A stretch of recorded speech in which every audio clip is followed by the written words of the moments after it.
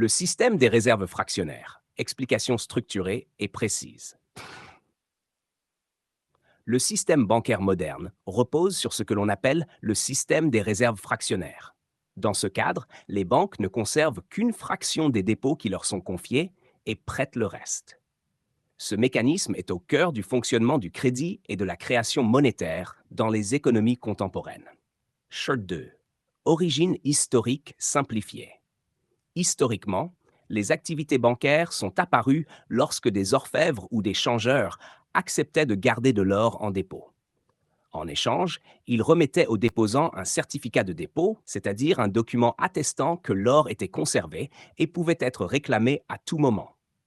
Ces certificats se sont progressivement mis à circuler comme moyen de paiement, car il était plus pratique d'échanger un document papier que de transporter de l'or physique, notamment lors de déplacements risqués. Transformation des dépôts en crédit.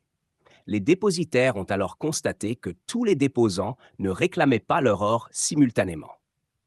Ils ont compris qu'ils pouvaient prêter une partie de l'or déposé tout en conservant une réserve suffisante pour faire face aux retraits courants. C'est le fondement des réserves fractionnaires. Une partie des dépôts est conservée en réserve, par exemple 10%. Le reste est prêté à des emprunteurs. 4. Le mécanisme de création monétaire. Prenons un exemple simple. Un client dépose 10 unités d'or à la banque. La banque conserve 1 unité en réserve, 10%, et prête 9 unités. L'emprunteur dépense ces 9 unités qui sont ensuite déposées dans une autre banque. Cette nouvelle banque conserve 0,9 unités en réserve et prête 8,1 unités. Le processus se répète de banque en banque. À chaque étape, le système bancaire crée de nouveaux dépôts à partir d'un dépôt initial unique.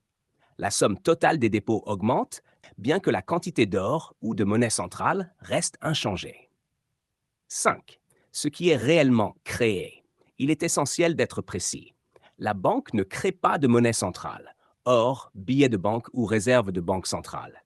Elle crée de la monnaie scripturale, c'est-à-dire des écritures comptables correspondant à des créances et des dettes.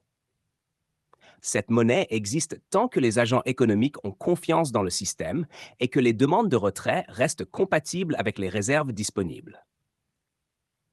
6. Le multiplicateur monétaire.